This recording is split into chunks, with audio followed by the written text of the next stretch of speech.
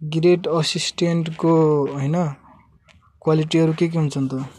के हुन्छन् एकदम गोट हुन्छ के त्यो गोट भने एकदम खतरा महान पीडीएफ सहित हुन्छ अब गोट पटे जी पटे के हुन्छ त गुड कम्युनिकेसन स्किल्स हुन्छ अर्गनाइजेसन स्किल्स हुन्छ ए पटे के हुन्छ त एबिलिटी टु प्रायोरिटाइज हुन्छ PRIORITIGT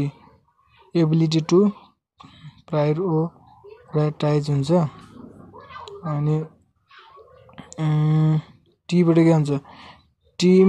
प्लेयर हुन्छ हैन गुड को भयो good communication skill organisation skill A बट एबिलिटी टु प्रायोरिटाइज अनि टी बटे टिम वर्क टिम प्लेयर हुन्छ टी बटे टिम प्लेयर भयो पी बटे के हुन्छ त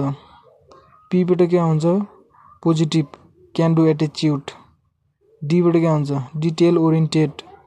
एफ बटे के हुन्छ फ्लेक्सिबल हुन्छ अब के बाँच्यो त एउटा बाँच्यो आई इन्टरपर्सनल कम्युनिकेसन स्किल चाहिँ यो पनि इम्पोर्टेन्ट छ हैन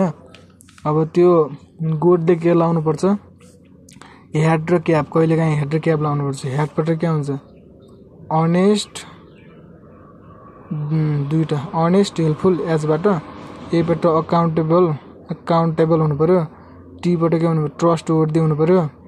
सी बाट के हुनु पर्यो कन्फिडेन्ट हुनु पर्यो ए बाट के हुनु पर्यो एबिलिटी टु एच बाट अनेस्ट एच बाट हेल्पफुल अनि एच ए बाट अकाउन्टेबल टी बाट ट्रस्ट वर्दी अब सीएपी क्यापको के छ त सी बाट कन्फिडेन्ट ए बाट एबिलिटी टु रिमेन काम अन्डर प्रेसरमा पनि काम हुने एउटा एबिलिटी हुनु पर्यो एबिलिटी टु रिमेन काम अन्डर प्रेसर हैन प्रोएक्टिभ हुनु पर्यो ए बाट प्रोएक्टिभ हुनु पर्यो पी बाट के हुन्छ त हैन ए बाट एबिलिटी टु रिमेन काम अन्डर प्रेसर भयो अनि पछि र पी बाट के हुनु पर्यो प्रोएक्टिभ हुनु पर्यो हैन अनि त्यसले के गर्छ केजीएफ हेडलाइन क्याबलाई हैन केजीएफ को त्यो गर्छ के त्यो यताउता हानिदिन्छ केबाट किप्स डेलिकेट इन्फर्मेसन प्राइभेट एकदम सूचनाहरुलाई हैन बाहिर ननिकाल्न सक्ने सूचनाहरुलाई एकदम प्राइभेट राख्न सक्नु पर्यो किप्स डेलिकेट इन्फर्मेसन प्राइभेट केबाट जी बाट के छ त जी बाट हाम्रो चाहिँ के छ भन्दाखेरि जी बाट ग्रेट नेटवर्किङ स्किल्स हुनु पर्यो हैन ग्रेट नेटवर्किङ स्किल्स हुनु पर्यो एफ बाट के छ एफ बाट फोकस्ड हुनु पर्यो हैन अनि ए क्याप छ अब ए बाट के छ अथेन्टिक छ एक्सिलेन्ट क्यालेन्डरिङ स्किल छ हैन गुड लिसनर हुनु पर्यो एउटा गुड लिसनर हुनु पर्यो प्रोफेसनल प्रेजेन्स हुनु पर्यो पोलिटिकल नलेज हुनु पर्यो एन्टिसिपेसन अफ नीड्स हुनु पर्यो हैन एनालाइटिकल फरवर्ड थिंकिङ स्किल हुनु पर्यो यो चाहिँ हुनु पर्छ है एउटा ग्रेट असिस्टेन्टमा त्यो त हुने नै भयो तर पनि अफिस असिस्टेन्ट स्किल्स एन्ड क्वालिफिकेसनमा के छ अफिसको हैन सरकारी कार्यालयको त्योमा के हुनु पर्यो एक्सिलेन्ट कस्टमर केयर स्किल हुनु पर्यो हैन एक्सिलेन्ट ग्रेड असिस्टेन्ट हैन अफिस असिस्टेन्ट स्किल एन्ड क्वालिफिकेसनमा के हुनु पर्यो 5E एप्पल सेक हुनु पर्यो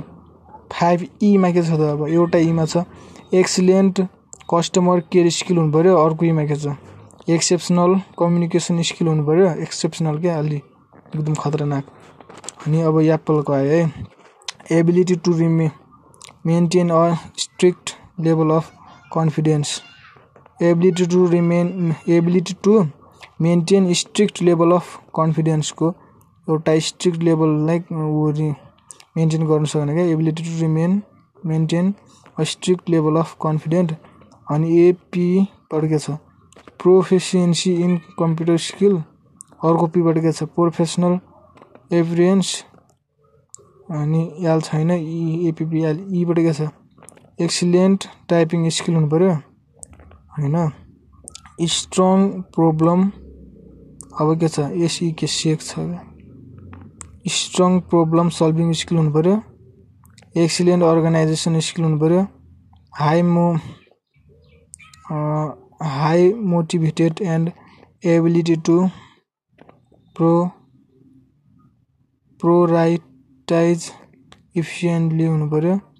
ability to work alone or as a part of a team हुनु पर्यो enthusiastic and reliable हुनु पर्यो enthusiastic and reliable हुनु पर्यो knowledge of basic office management procedure हुनु पर्यो अनि अदर भन्ने लेख्नु पर्यो हैन एउटा के छ एक्सिलेन्ट कस्टमर स्किल अनि एक्सेप्सनल कम्युनिकेसन स्किल अनि excellent typing skill excellent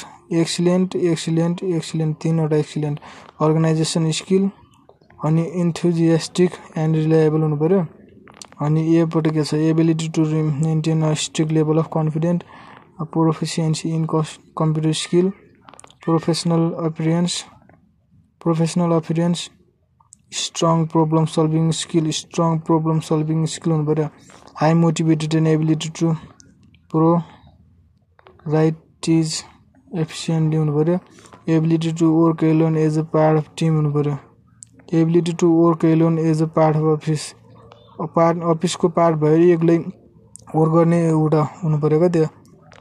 ability हुनु पर्यो इन्थुजियास्टिक एन्ड रिलायबल उत्साहित एन्ड भरपर्दो हुनु पर्यो